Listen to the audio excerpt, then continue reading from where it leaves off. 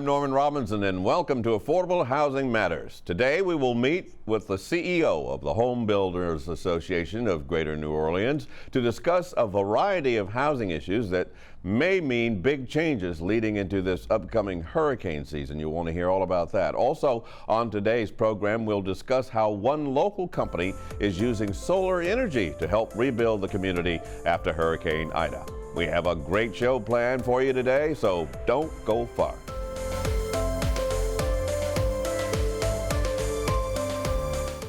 When I got the opportunity to get her, there wasn't no choice. I told myself, I'm gonna take custody of my daughter. It's my baby. That's what we're supposed to do as men. Take care of our home, build a foundation, you know what I'm saying? Love, our money, she's my purpose. I'm here to walk with her, hold her hand until she can walk alone. Ain't nothing like being a father in this world.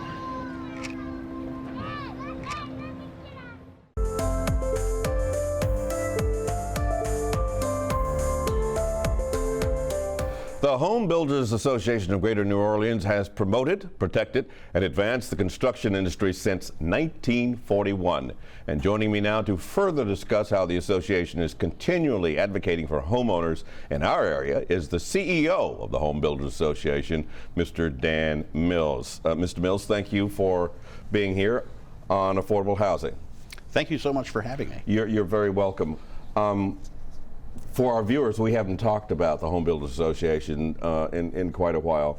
So would you reacquaint us with what the Home Builders Association is all about? Absolutely. The Home Builders Association is a trade organization that brings together builders and many associate members that support the building industry with the mission of providing affordable, quality housing for all of our residents. We came about in 1941, so we're celebrating our 80th anniversary here in the region right Congratulations, now. Congratulations. And you're also celebrating the philanthropic efforts of the association. You were especially active during Hurricane Ida, I understand, with some assistance for people who were affected by that devastating storm. Yes, it was quite an impact, and you know, it takes a lot of people to make things happen. We're a member-driven organization, and we had a lot of people come out to support food distributions. We cooked, I want to say, 7,000 meals that were distributed in Laplace. We helped out with food drives in St. Charles Parish as well, and right here in Jefferson Parish. So we did quite a bit in cooperation with our state association, the Louisiana Association of Home Builders, and they have a disaster relief fund that we work to obtain donations and help out in these kinds of situations. How is that going? I remember the devastation in Laplace because I was part of the relief effort for the New Orleans Rotary Club in that area.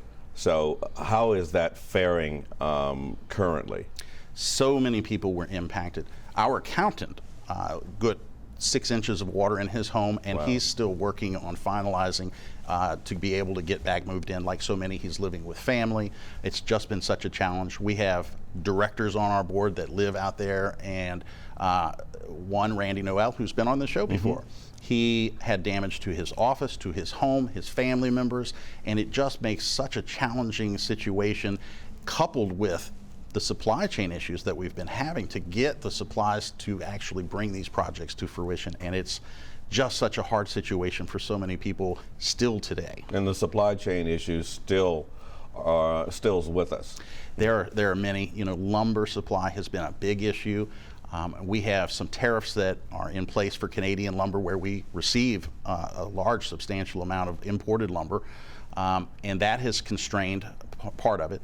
But of course, shipping has been a primary contributor to those, and it's affecting just everything out there, as I'm sure you know. Just go to the grocery store and try to find a can of biscuits right now. You know, supply chains all around. Reminds me of that all the time. Now, in addition to all of these challenges, homeowners are also confronted with dubious contractors. Yes. How do they go about protecting themselves? I remember this issue being very prevalent during Hurricane Katrina. You'd think that people would not be out to take advantage of people who've already been harmed. The existence of evildoers is always amazing to me, But there are nefarious individuals that are out there that are angling to take advantage of people in their time of need. It's very important to work with licensed contractors, because licensed contractors understand the need for safety and quality that will protect not only your own family and your own home, but the neighbors, because if you have a fire, that spreads to your neighbors. And right. So it's important to use licensed contractors to get a complete scope of work so that that's defined clearly, and don't put the money up front. A contractor will typically receive about 50% because they need to cover material costs. But when that scope is complete, you should wait until then to provide that final payment. So what am I looking for then? A contractor comes to me and says, Mr. Robinson, I can fix your roof, or I can fix that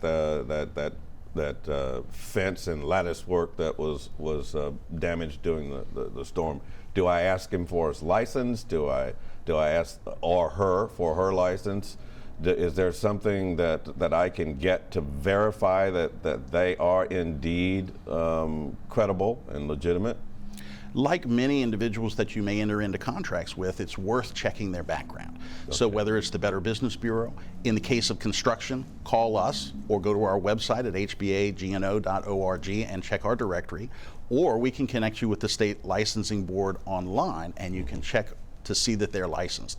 Even an out-of-state contractor, we usually have reciprocating agreements with neighboring states, and they only need to come and file with the state to get that license in Louisiana. They don't have to do the tests, but they have to get licensed. And it's important because that recognizes that they know the unique code requirements in our area that's going to keep us safe in the unique types of disasters that we have here. Now, having said that, is there a number that people can call to make inquiries about whether they should or should not engage this particular person for this work?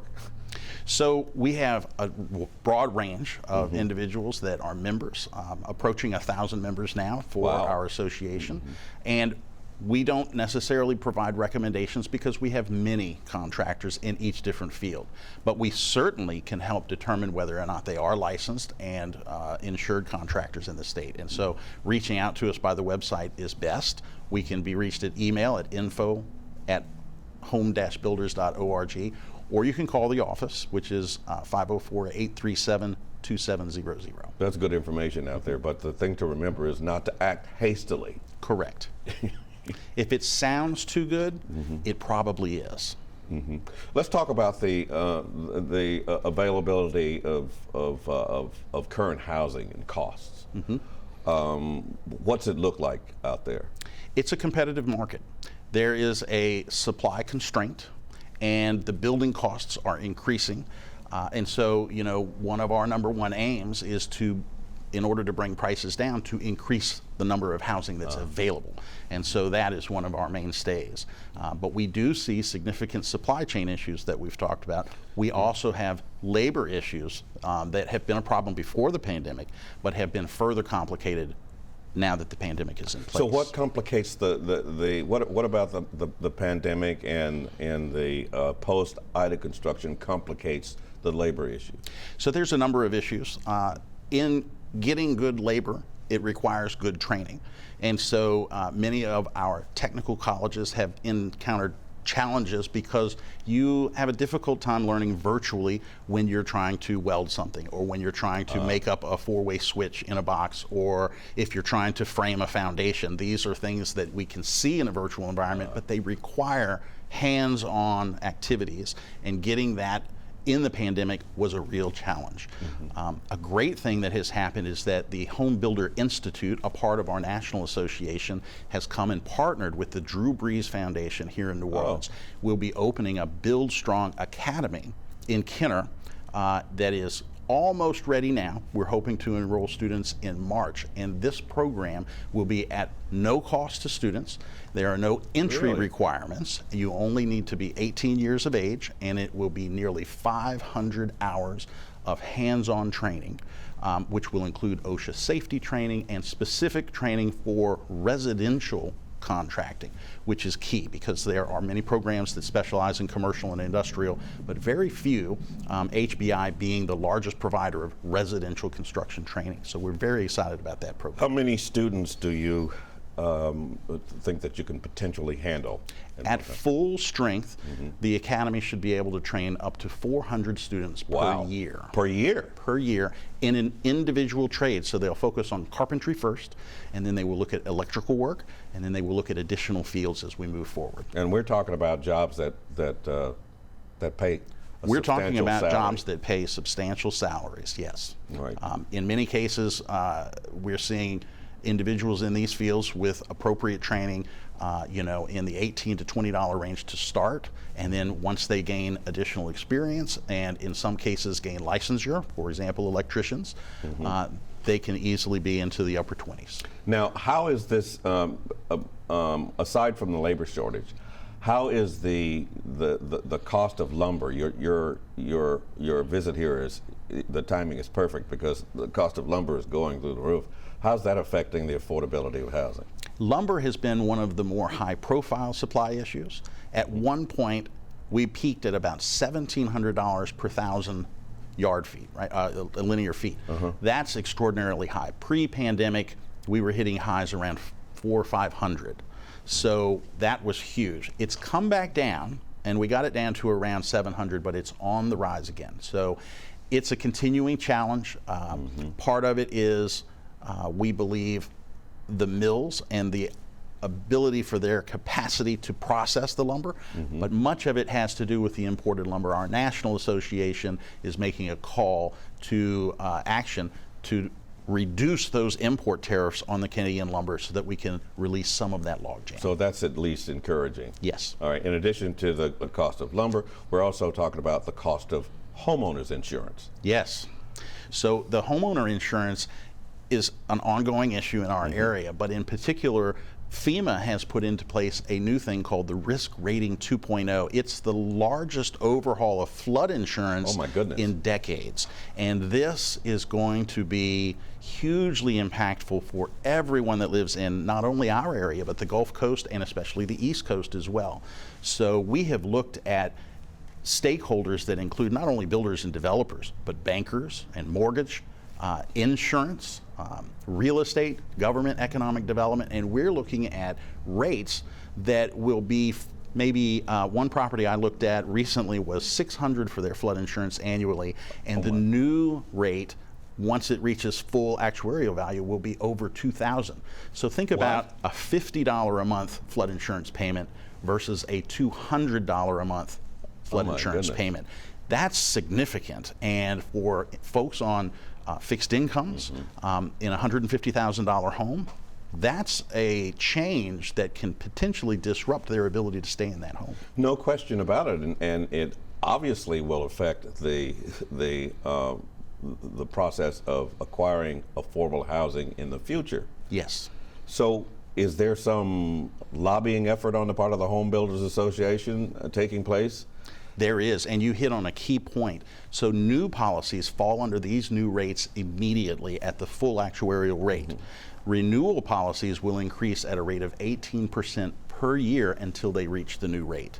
So we immediately recognize that this is going to have a huge impact, and we have worked with many different stakeholders, and in particular, we have joined the Coalition for Sustainable Flood Insurance. And we've identified a number of different priorities to look at, to address, that we believe will at least soften the blow and cause us to have better results and outcomes from this new program. Again, it's a huge change. But one of the issues is simply a public education campaign. Right now, FEMA has done efforts to inform the insurance community, but they have left the education primarily on their shoulders. And it's a real burden for that industry to be the primary informer of these changes. So when you go in to get your flood insurance, you're finding out from your insurance agent these rates are going up. This, again, is the most impactful change in decades. We would really like to see a more comprehensive public education campaign come out of FEMA so that we can more thoroughly understand the impacts it's going to have on our area. Okay. Lastly, before we close out, what about the golf tournament? for? I take that that's your major fundraiser? We do have a large fundraiser. It will be out at English Turn, and that's coming up in March 21st. So we have about 120 individuals that will be playing in teams, a number of sponsors that are coming out, and they're going to support not only the actions of the home builders, but we also have the Home and Garden Show coming up, and we've got this fantastic student competition going on called Bayou Battle of the Build. And we're very excited to bring students in that will compete in the Superdome for some recognition. All right, so, Mr. Dan very Mills, exciting. CEO of the Home Builders Association. Thanks for being here. Thank you, Norm. We got to have you back to talk about that carpentry training program that you guys are going to start. Absolutely, it'll be great. Good luck with that. Thank you so much. You're welcome. When we return, our next guest will tell you how they use the power of the sun to benefit your pocketbook. Don't go far.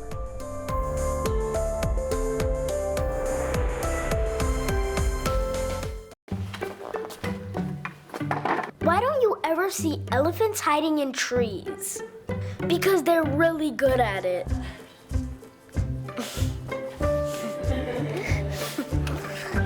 Yeah, I get it.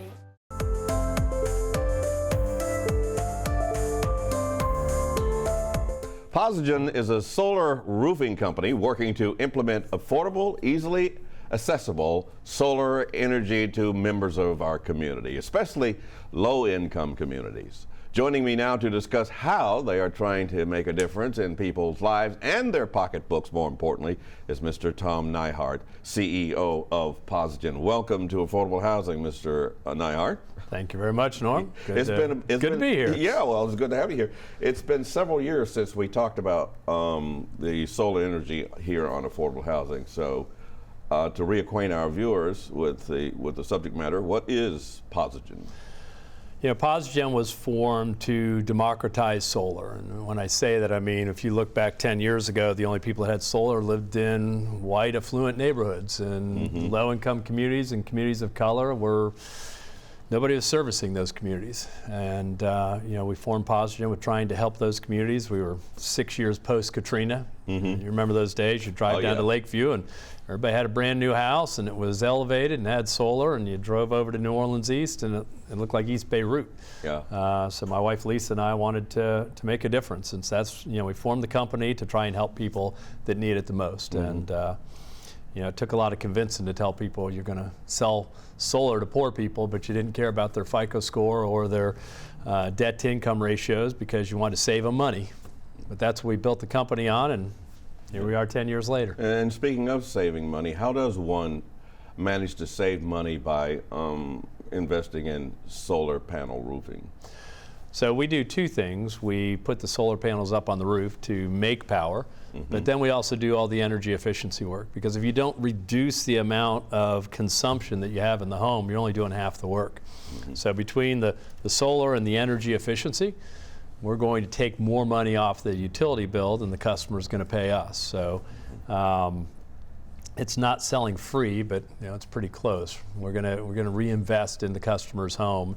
And our average customer in Louisiana saves anywhere from $200 to $600 a year, and then up in the Northeast, because higher electric bills or higher retail price of electricity, they save even more. I think our average customer in 2020 saved $574 a year.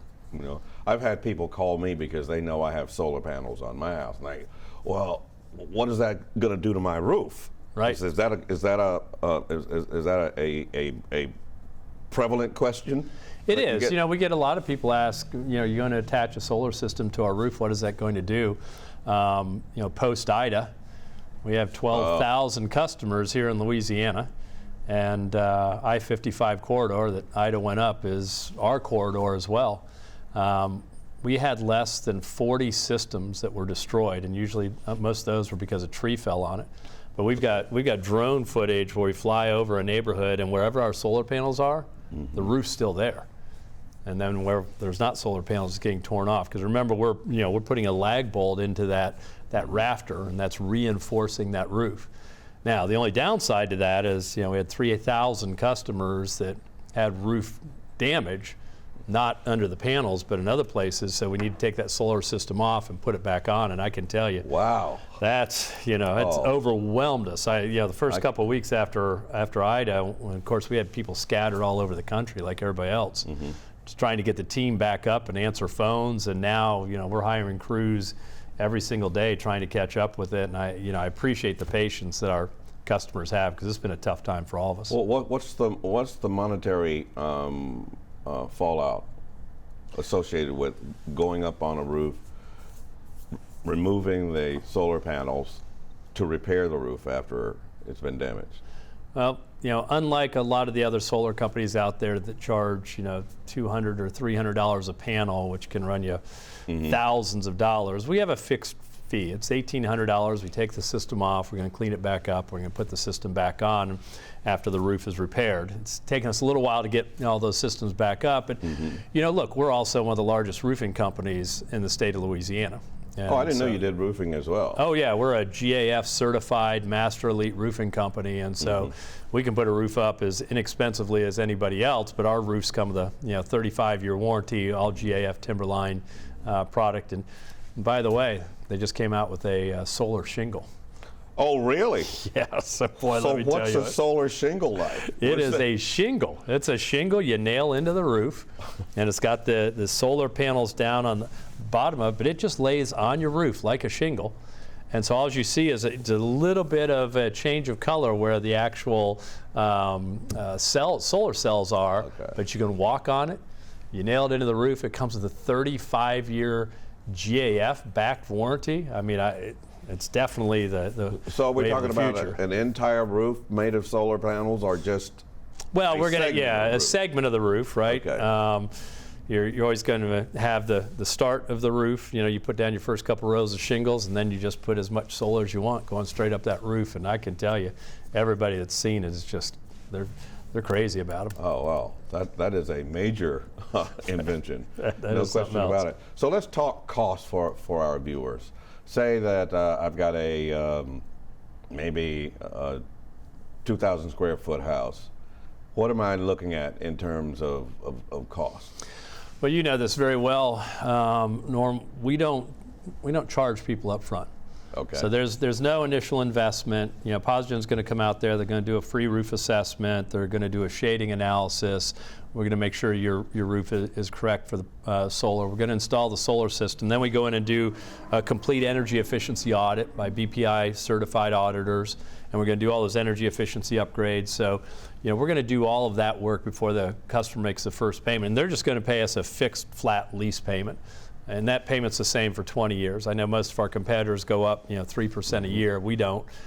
And so, our goal is to, over a year's time, to take $200, $300, $400, $500 more off their utility spend than they pay us. I mean, sometimes we hit a home run and people save $1,000, $1,500 a year. Sometimes, it's only $150 or $200, but it's always money going back in their pocket. And working class families, $40, $50 a month makes a difference. I mean, that's school supplies, it's groceries. So what are they paying on their lease? Depending on the system size, usually around $79 a month, and then the goal is to take $100, $110 a month off the utility bill. It's more in the summer and the spring and fall than it is in the winter because of shorter days. But yeah, I mean we're the only solar company that guarantees savings, and we're the only solar company in the Southeast that does energy efficiency work with it. Okay, and that lease is like for 20 years? For 20 years. What happens after 20 years? At the end of 20 years, we can sign a new lease. We can sell the system for fair market value. We can take the system off. I can tell you that 10 years ago, we used to have a 10-year lease. And people that their lease is coming up on now, the majority of them, because the systems are so much more efficient today, are saying, hey, can I get a new system? Oh, really? Yeah, and no charge. We take off the old system, we put on a brand new system that is probably twice the amount of output as their original system. And panels just keep getting more and more efficient. And if you look at programs that are happening in other states, people can sell their power off of their roof. So in Connecticut, it's almost like having your own power plant where you can sell it to the grid. And instead of using it yourself, you're selling it. And I see that as the future. So they're doing that in the Northeast. What are we doing? Trying to get solar out of the state. I mean, you think about, You know, Louisiana used to have a very lucrative solar credit, and that allowed Posigen to get into business. And then they kept reducing it, and then they got rid of it. At the end of 2017, the state legislature sunsetted the solar credit. No credit at all. But at least they had net metering, which meant if you're at work like you are today, Yeah. your kids are at school, if you make too much power for your home, because nobody's home, it just flows onto the grid. And then at night when you get back, you know, you take the power off the grid, and they only used to bill you for the difference in what you actually used. It's called net metering. And you know, Eric Scrumett up there at the PSC, he doesn't like solar. He's made that clear, and he changed the rules. So why doesn't, what's the downside of solar as he explains it? As he perceives it, you know, it's taking away from the amount of power that the energy companies can sell you, the investor-owned utility companies. And so he reduced the amount that they pay you for your power to 2 cents. So if you put power on the grid, in the middle of the day, they pay you 2 cents. When you come back at home and you use it, 11, 12, 13 cents. So really did a lot to erode the savings value for people outside New Orleans. Now, look, the New Orleans City Council is fantastic. I mean, Helena Moreno and Jason, they really focus on helping save people money, and they've kept net metering in the city. Mm-hmm. And so we do the majority of our business here. But solar systems get more efficient. We're bringing batteries, so you know we still try and service Louisiana as a whole. But you're on the cutting edge, right, of clean energy, right? Yes. So it just makes sense that you kind of invest in solar power. Louisiana is an energy state. That means oil. That means gas. That means solar, that means wind. It's all forms of energy. Unfortunately, there's a group of people that think if it doesn't take drilling in the ground, that it's not real energy. We had 15,000 solar jobs after the PSC was done and Eric Scrumett and had got the rules passed they wanted. We have less than 24 solar companies, and you know, look, we're a very large national player now, but we're expanding in other states, not here. So they've sent jobs outside of the state of Louisiana, that's for sure. Okay, my producers tell me I got an extra minute, but I do want to get this in. What is the Footprint Project, and how does that tie into the solar power station? I'll tell you what, the Footprint Project, these guys, they're warriors. They go all around the country wherever there is a disaster, and you know, they show up and help out, and we were lucky enough to get to work with them. So between the Footprint Project and Posigen and Tesla, we went and set up 14 solar power stations when there was no power down in Houma and Thibodaux and Grand Isle, and powered the relief centers and helped them out. And you know, we're proud to be associated with the Footprint Project, and we hope that that association lasts years in the future. Well, you know what? You've given us some good information, and we're hopeful that solar power will sustain itself and well, we're not going anywhere. And become more prevalent. And the sun comes out, right? And it doesn't cost you any money. So give Posigen a call. We'll show you how to save money. All right. Tom Nyhart, CEO of Posigen Solar Panel Company. Thank you very much for visiting Affordable Housing. Thank you, my friend. Matters. Appreciate it. All right. And we would again like to thank Mr. Dan Mills and also Mr. Thomas Nyhart for joining us here on Affordable Housing Matters. Also, remember, if you would like to watch or rewatch any of our past programs, please go to www.youtube.com and type Affordable Housing Matters in the search bar. There you can view all of our past programs at your leisure. And that will do it for us today. I'm Norman Robinson, and we'll see you next time on Affordable Housing Matters.